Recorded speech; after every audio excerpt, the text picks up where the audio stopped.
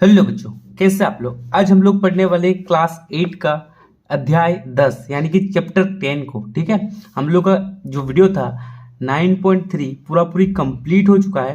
अगर वो वाला वीडियो आप नहीं देखें तो डिस्क्रिप्शन में लिंक है, या तो आई बटन में लिंक आपको मिल जाएगा, वहां से जाके आप देख सकते हैं। ठीक है, या तो आप प्लेलिस्ट में जाके भी 9.3 को देख सकते हैं। 9.3 के जितना भी वीडियो है उसको देख सकते हैं। तो आज हम लोग क्या करने वाले, अध्याय 10 को पढ़ने वाले, सीधा और प्रतिलोम अनुपात। ठीक है, ये चैप्टर का नाम है सीधा और प्रतिलोम अनुपात, डायरेक्ट एंड इनवर्स प्रोपोर्शन। ठीक है, तो चलिए हम लोग पर्सनली 10.1 से शुरू करते हैं। तो देखिए बच्चों, पर्सनली 10.1 पहला नंबर का जो क्वेश्चन है, जांच कीजिए कि निम्नलिखित सारणी अनुक्रमापाती है या नहीं। तो यहां पर सबसे पहले हम लोग समझेंगे कि अनुक्रमापाती का मतलब क्या होता है। ठीक है, इसके बाद हम लोग सॉल्व करेंगे। तो देखिए बच्चों, यहां पर लिखा हुआ है अनुक्रमापाती। ठीक है, अनुक्रमापाती इसको पढ़ेंगे। तो इसका जो सिंबल होता है, ठीक है, तो देखिए इस तरह से सिंबल होता है इसका, इस तरह से सिंबल होता है ना। आप लोग देखें बुक सब में कि ये अनुक्रमापाती का सिंबल है। चलिए, तो सिंबल तो जान गए, अब सिंबल से होता क्या है। तो अनुक्रमापाती का मतलब होता है, मान लीजिए यहां पर हम x देते हैं, ठीक है, इसका अनुक्रमापाती y है। यहां पर समझिए कि अनुक्रमापाती का मतलब क्या होगा, जो x का वैल्यू होगा वो y का वैल्यू होगा, जो y का वैल्यू होगा वो x का वैल्यू होगा। मान लीजिए x का वैल्यू है 1/5, ठीक है, तो y का वैल्यू कितना होगा 1/5। ठीक है, x का वैल्यू अगर बढ़ता है तो y का वैल्यू भी बढ़ेगा, x का वैल्यू अगर घटता है तो y का वैल्यू भी घटेगा बच्चों। यानी कि ये दोनों एकदम सेम है। ठीक है, इसमें सेम कंडीशन अप्लाई होता है। जैसे इसका मान मान लीजिए 2 होता है, इसका मान 2 होता है, तो y का भी मान 2 ही होगा। अगर यहाँ पर सबसे पहले 2 से बढ़कर यहाँ पर 4 हो जाता है, तो यहाँ पर भी y का मान 4 हो जाएगा। यानी कि अनुक्रमापाती का मतलब जितना x होगा y भी उतना ही होना चाहिए, तभी जाके इसको हम लोग कहेंगे अनुक्रमापाती। समझ में है। चलिए, अब हम लोग यहाँ पर जो बॉक्स दिया हुआ है, यहाँ पर हम लोग को x और y का वैल्यू दिया गया है। ठीक है, और यहाँ पर हम लोग को क्या करना है, जांच करना है कि x का वैल्यू अगर हम लोग 2 लेंगे फिर 6 लेंगे और उसको हम लोग क्या करेंगे, काटेंगे, तो क्या जितने भी वैल्यू है सब अनुक्रमापाती में है या नहीं। ठीक है, तो सबसे पहले लिखिए हल, और यहाँ पर हम लोग लेंगे 2 और 6। 2 और 6 को काटेंगे तो 1 और 3 आएगा, यानी कि 2 को पहाड़ा में काटे 1 और 3। चलिए जी, इसका वैल्यू तो 1 और 3 आया। ठीक है, अब दूसरा देखते हैं 3 और 9 का। 3 और 9 का, 3 और 9 को कितना का टेबल से काटेंगे, 3 का टेबल से काटेंगे, तो 3 एकम 3, 3 3 तिया 9, तो यहाँ पर भी हम लोग का 1/3 आ जाएगा। ठीक है, अब फिर 5 और 15 को लेंगे, 5 और 15 इस तरह से सबको लेके बनाना है। इसको भी काटेंगे तो 1 और 3 आएगा, तो 1 और 3, और फिर 8 और 24 को लेना है। देखिए बच्चों, 8 और 24 को लेंगे, इसको भी कितना टेबल में काटेंगे, 8 का टेबल में काटेंगे, तो 8 गम 8, 8 थे 24, तो यहाँ पर भी हम लोग का 1/3 आ रहा है। और उसके बाद 10 और 30 को लेते हैं, 10 और 30 इसको भी काटेंगे तो हम लोग का कितना आएगा 1 और 3। तो हम लोग देख पा रहे हैं कि यहाँ पर भी 1/3, यहाँ पर भी 1/3, यहाँ पर भी 1/3, यहाँ पर भी 1/3, और यहाँ पर भी 1/3, यानी कि सब में 1/3 1/3 करके आ रहा है।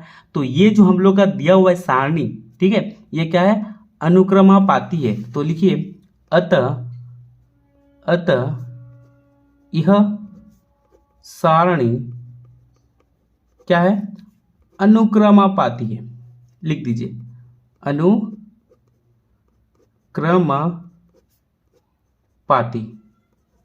ठीक है, बस आपको ऐसे ही बनाना है सबको। चलिए, अब दूसरा नंबर हम लोग सॉल्व करते हैं। तो देखिए बच्चों, दूसरे नंबर में भी क्वेश्चन सेम ही है। ठीक है, हम लोग को भी यहाँ पर वैल्यू निकालना है। तो सबसे पहले लिखिए हल, और यहाँ पर लिखेंगे 4 और 8 को लिख देंगे। ठीक है, इसको जब हम लोग काटेंगे 4 का टेबल से, 4 1 जा 4, 4 2 जा 8, तो यहाँ पर 1/2 आया। अब इसमें भी देखना है कि 1/2 क्या आता है।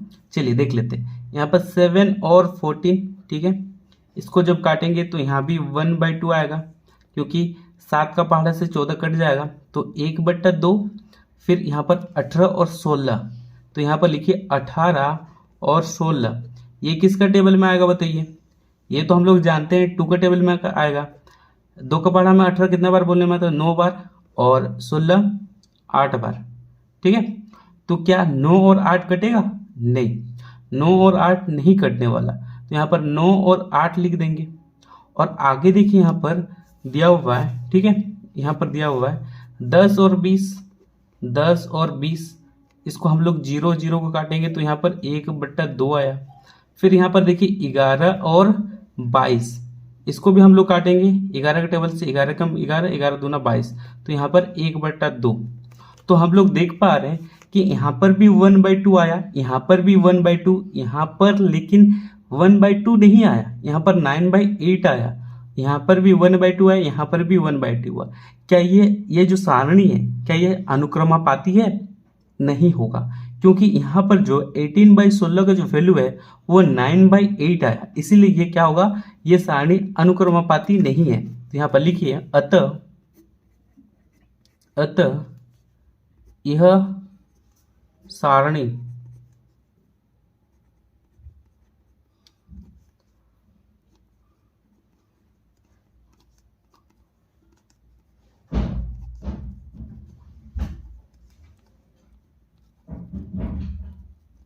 बस आपको यह लिख देना है, अतः यह सारणी अनुक्रमापाती नहीं है, ठीक है, समझ में आया। चलिए अब चलते हैं हम लोग 3 नंबर की तरफ। तो देखिए बच्चों, ये 5वां नंबर ये 3रा नंबर का सारणी है। तो सबसे पहले यहाँ पर हल लिखिए क्वेश्चन को, जैसे हम लोग लिखेंगे 1/5, ठीक है, इसको तो जैसा वैसे लिख दीजिए, यहाँ पर 1/5 ही होगा, कटेगा नहीं। और यहाँ पर देखिए 3 और 15, अब इसको हम लोग काट सकते हैं, तो यहाँ पर 1 और 5 आएगा, तो यहाँ पर 1/5 हो जाएगा, ठीक है। और उसके बाद लिखिए यहाँ पर 5/20। अब यहाँ पर हम लोग 5 के टेबल से काटेंगे तो कितना आएगा, 5 कम 5, 5 दूनी 20, 5 चौके 20, 5 चौके 20, तो यहाँ पर 1/4 आ जाएगा, ठीक है। इसके बाद यहाँ पर 6 और 36 किसका टेबल में कटेगा बताइए, 6 का टेबल में कटेगा ना, 6 कम 6, 6 6 36, तो यहाँ पर आ जाएगा 1 और 6। तो हम लोग देख रहे हैं यहाँ पर और यहाँ पर तो सेम आया, यहाँ पर 1 और 5 और यहाँ पर भी 1 और 5 आया, लेकिन हम लोग देख रहे हैं कि यहाँ पर डिफरेंट आ रहा है, यहाँ पर 1/4 है और यहाँ पर 1/6 है। तो ये जो सारणी हो जाएगा ये भी हम लोग का अनुक्रमापाती नहीं होगा। तो लिखिए अतः यह सारणी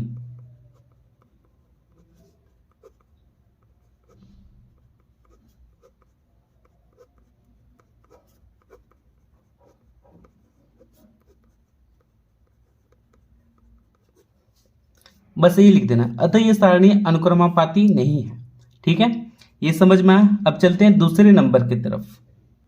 तो देखिए बच्चों, दूसरे नंबर का क्वेश्चन है, यदि x तथा y अनुक्रमापाती है तो निम्न सारणी x1 x2 तथा xy1 का मान ज्ञात करना है। हम लोग को x1 का वैल्यू ज्ञात करना है, y2 का वैल्यू ज्ञात करना है और y का वैल्यू ज्ञात करना है इस सारणी के माध्यम से, ठीक है।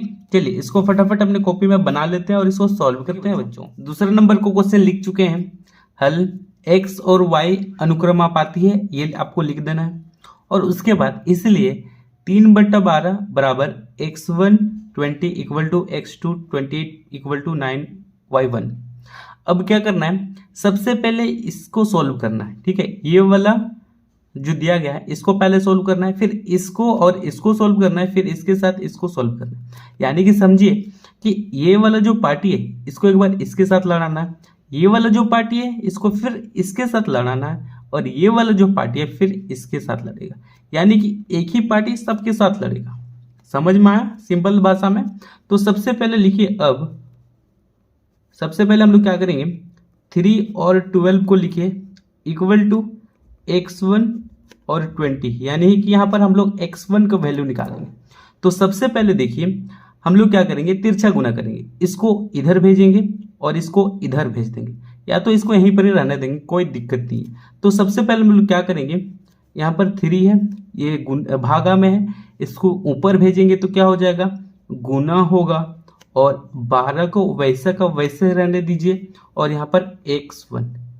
यहाँ तक समझ में आया? चलिए जी, यहाँ तक समझ में आ गया। अब 3 और 12 को हम लोग काटेंगे, तो 3 को काटेंगे 12 से तो कितना आएगा, 4 आएगा। ठीक है, 4 के टेबल में 20 कितना बार बोलने में आता है, 5 बार बोलने में आता है, तो 5 आ गया। तो यहाँ पर 5 इक्वल टू x1, यानी कि x1 का जो वैल्यू निकला वो 5 निकला, ये आंसर। ठीक है, देखिए जब हम लोग क्या किए, 3/12 से x1 और 20 को लड़ाएं तो x का वैल्यू कितना निकला, 5 निकला x1 का। अब हम लोग क्या करेंगे, पुनः देखिए यहाँ पर 3/12 इक्वल टू x2 और 28 को क्या करेंगे, लड़ाएंगे, यानी कि इसके साथ सॉल्व करेंगे, इसको इसके साथ तिरछा गुना करेंगे। तो सबसे पहले देखिए क्या होगा, 3/12 और यहाँ पर आ जाएगा, इधर आएगा तो क्या होगा, गुना 28, और फिर इसके बाद यहाँ पर x2, सेम कंडीशन अप्लाई होगा।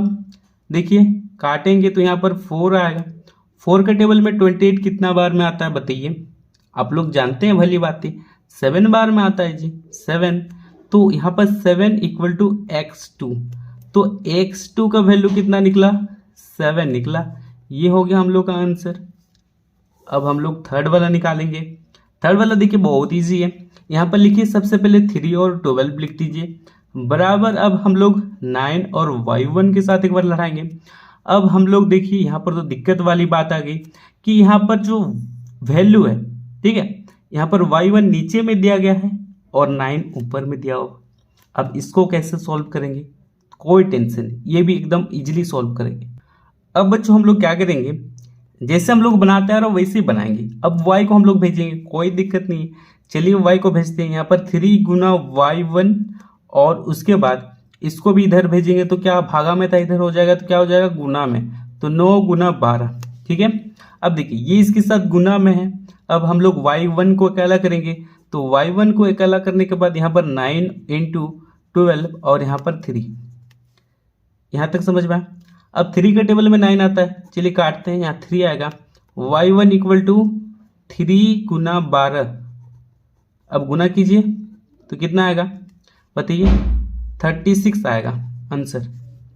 तो एक आया x1 का वैल्यू 5, x2 का वैल्यू 7 और y1 का वैल्यू 36 आ गया। ये समझ में आया किस तरह से बना, चलिए समझ में आया ना, चलिए ठीक है। अब देखिए बच्चों 2 नंबर तो कंप्लीट हो चुका है, अब हम लोग 3 नंबर बनाते हैं। यदि ट्रक 34 लीटर डीजल में 272 किलोमीटर की दूरी तय करती है तो ट्रक 24 लीटर डीजल में कितनी दूरी तय करेगी। ठीक है, एक ट्रक है जिसमें 34 लीटर क्या डीजल भरा जाता है और वो डीजल भरने के बाद कितना दूरी तय करती है, 272 किलोमीटर दूरी तय करती है। कौन, ट्रक। ठीक है, अगर 34 लीटर की जगह अगर हम लोग 24 लीटर डीजल भरते हैं तो ट्रक कितना दूरी तय करेगी, हम लोग को नहीं पता भाई। 24 लीटर भरेंगे तो कितना दूरी तय करेगी ट्रक। तो हम लोग क्या करेंगे, हम लोग मैथ के माध्यम से हम लोग निकालेंगे कि 34 लीटर में इतना जाता है तो 24 लीटर में कितना जाएगा। चलिए इसको हम लोग फटाफट अपने कॉपी में सॉल्व करते हैं। तो चलिए सबसे पहले लिखे हल और हम लोग लिखेंगे मानेंगे। माना कि 24 लीटर डीजल में तय की गई दूरी, माना कि 24 लीटर, ठीक है, लीटर डीजल में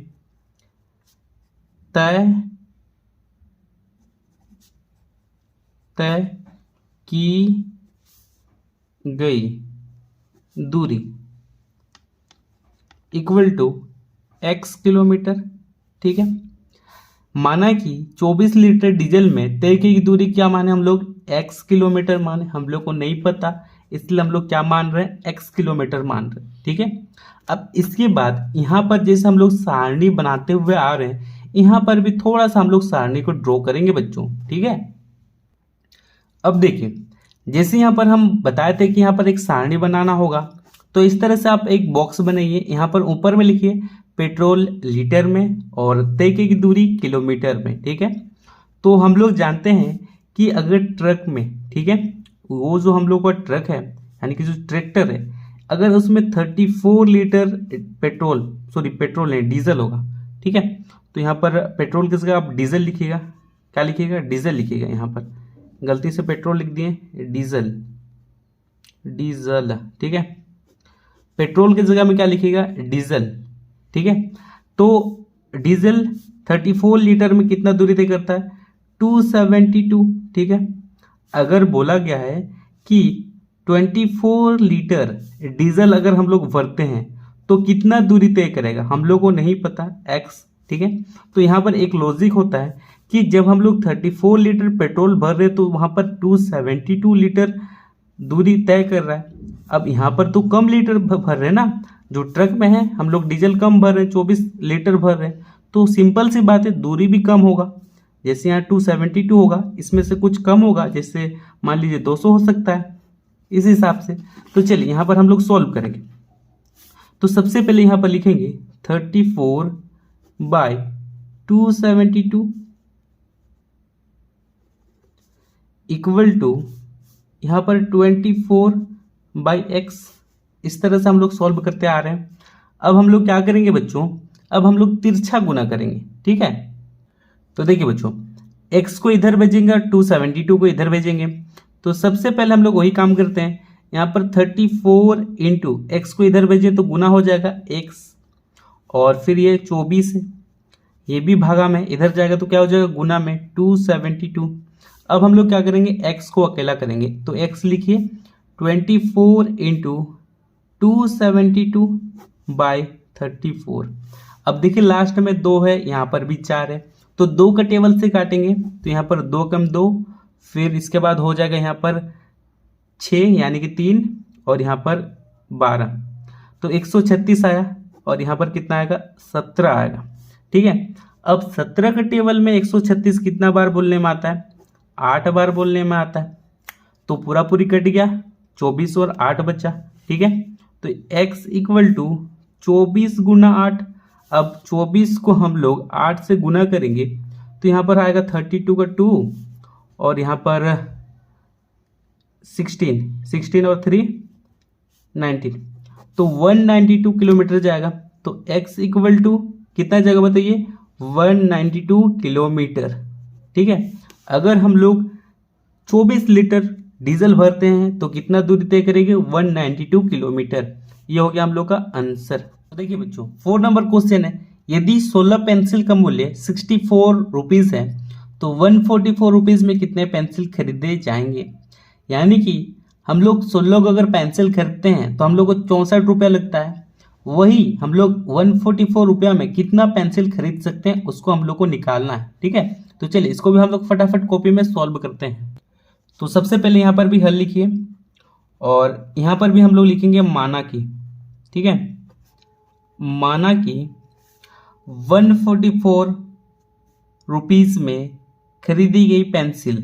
ठीक है, तो सबसे पहले लिखिए 144 में खरीदी गई पेंसिल की संख्या।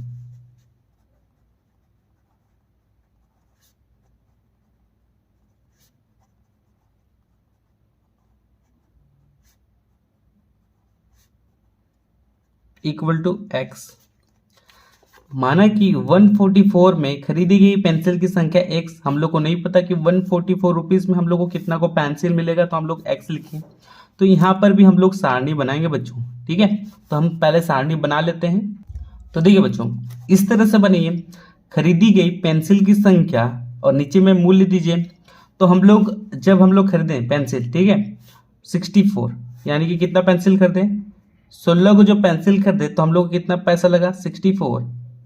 अगर हम लोग 144 रुपीज़ देते हैं दुकानदार को तो वो कितना पेंसिल देगा, तो हम लोग को नहीं पता, हम लोग क्या लिखें, x लिखें। अब यहाँ पर सॉल्व करेंगे। अब यहाँ पर लिखिए 16/64 इक्वल टू x बाई 144, ठीक है।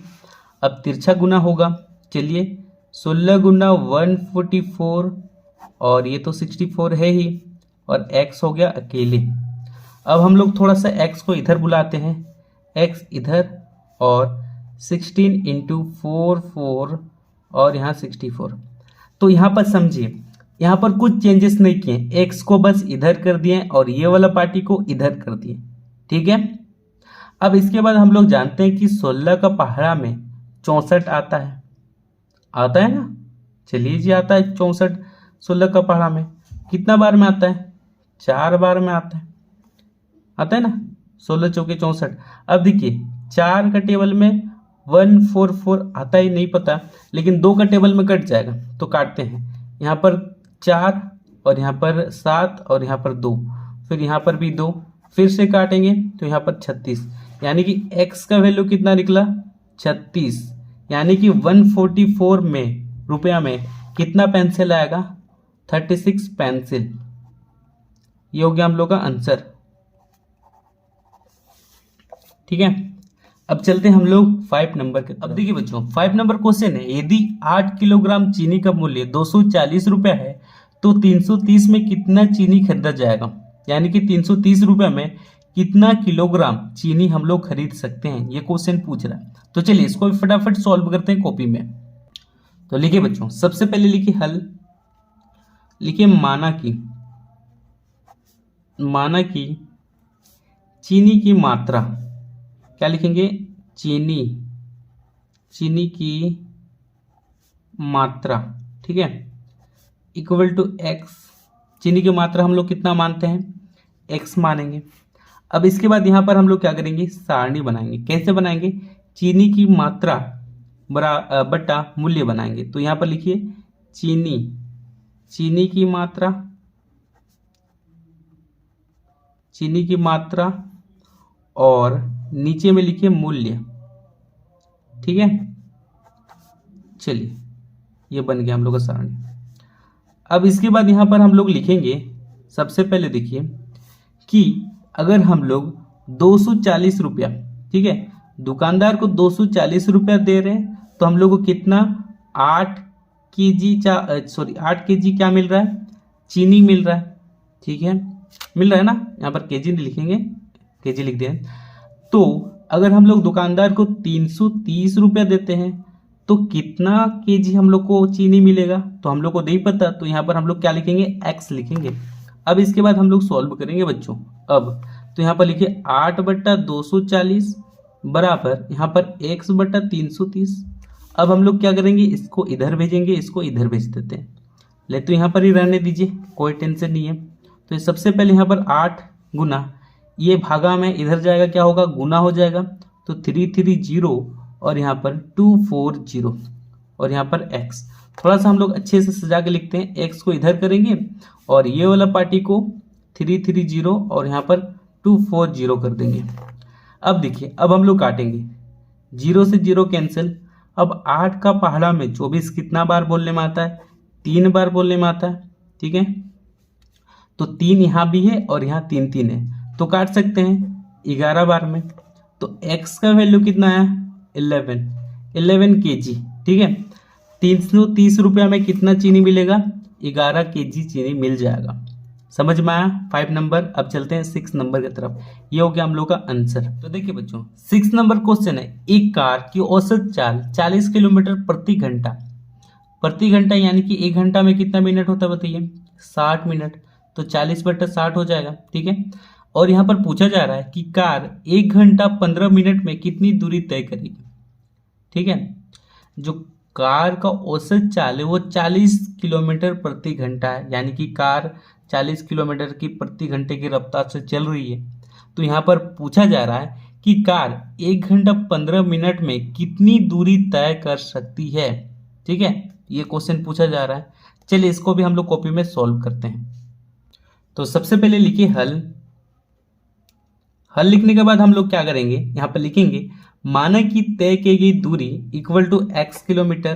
तो लिखिए माना कि तय की गई दूरी इक्वल टू x किलोमीटर। ठीक है, अब यहाँ पर जो दिया हुआ है 1 घंटा 15 मिनट, तो यहाँ पर लिखेंगे 1 घंटा 15 मिनट। ठीक है, तो अब हम लोग क्या करेंगे, 1 घंटा 15 मिनट को, घंटा को हम लोग क्या करेंगे मिनट में चेंज कर देंगे, सबको मिनट में। तो हम लोग क्या करेंगे, 1 घंटा में कितना मिनट होता है, 60 मिनट होता है। तो यहाँ पर 60 लिखेंगे और 15 को जोड़ देंगे तो कितना हो जाएगा 75 मिनट। ठीक है, चलिए घंटा को किस में कन्वर्ट किए, मिनट में। अब हम लोग को सारणी बनाने में दिक्कत नहीं होगा। अब यहाँ पर एक चीज़ गौर रखिए कि हम लोग जानते हैं कि 1 घंटा में, ठीक है, 1 घंटा में कितना होता है 60 मिनट होता है ना, सभी को पता है कि 1 घंटा में कितना मिनट होता है 60 मिनट होता है।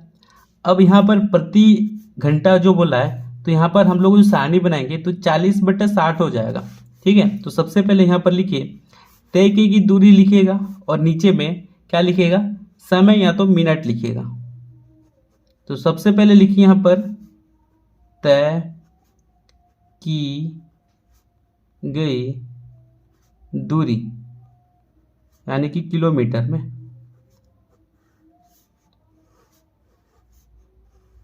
और यहाँ पर समय लिखेगा, समय यानी कि मिनट। ठीक है, तो सबसे पहले यहाँ पर देखिए 40 होगा पहले। ठीक है, प्रति घंटे की रफ्तार से जा रहा है यानी कि पर हावर हम लोग का 60 मिनट होता है, तो यहाँ पर 60 लिखिए। और इसके बाद ठीक है, यहाँ पर जो बोल रहा है मिनट में, अगर हम लोग 75 मिनट तक क्या करते हैं, कितना दूरी तय करते हैं हम लोग को नहीं पता, तो यहाँ पर 75 और यहाँ पर ये जो x है इसको लिख दीजिए। अब इसके बाद हम लोग क्या करेंगे, यहाँ पर सॉल्व करेंगे। सबसे पहले अब आइए यहाँ पर लिखिए 40/60 बराबर x/75। ठीक है, तो 0 से 0 कैंसिल, 4 और 6 कट जाएगा 2 का टेबल में, 2 दूनी 4, 2 तिया 6। तो यहाँ पर बचा क्या हम लोग का, यहाँ पर 2/3 बचा बराबर x/75। अब हम लोग क्या करेंगे, इसको तिरछा गुना करेंगे, तो यहाँ पर हम लोग का 2 गुना 75 हो जाएगा और नीचे में 3 बराबर x। अब इसको हम लोग क्या करते हैं, थोड़ा सा अच्छे सजा के लिखते हैं। तो यहाँ पर x = 2 × 75/3। अब हम लोग जानते हैं कि 3 का टेबल में 75 आएगा, कैसे आएगा, डिवाइड करते हैं 75 को 3 से, तो यहाँ पर 6 हो जाएगा 2 बार में, यहाँ पर 15 3, यानी कि कितना बार में हो गया, 5 बार में। देखिए तो 3 का टेबल में कितना बार, तो देखिए बच्चों यहाँ पर हम लोग डिवाइड कर रहे हैं कि 3 के टेबल में, ठीक है, 6 2 बार में आता है, 7 से कम, 7 से 6 घटाएं 1 आया, फिर 15, 3 का पहाड़ा में कितना बार बोलने से 15 आता है 5, तो यहाँ पर 25 आ गया। यानी कि इसको हम लोग काटेंगे तो कितना आएगा 25 आएगा। तो 25 और 2 कितना होगा 50, यानी कि कितना होगा 50। ठीक है, तो कितना दूरी तय करेगी 50 किलोमीटर। ठीक है, कितना दूरी तय करेगी 50 किलोमीटर। तो ये हो गया हम लोग का आंसर। वो जो कार थी 1 घंटा 15 मिनट में कितना दूरी तय करेगी 50 किलोमीटर दूरी तय करेगी। ये हो गया हम लोग का आंसर। अगर वीडियो अच्छा लगा तो वीडियो को जरूर लाइक कीजिए, अपने दोस्तों को शेयर कीजिए। मिलते हैं नेक्स्ट वीडियो में। और जो हमारा न्यू टेलीग्राम फैमिली है वहां पर भी आप लोग ज्वाइन कर लीजिएगा। ठीक है।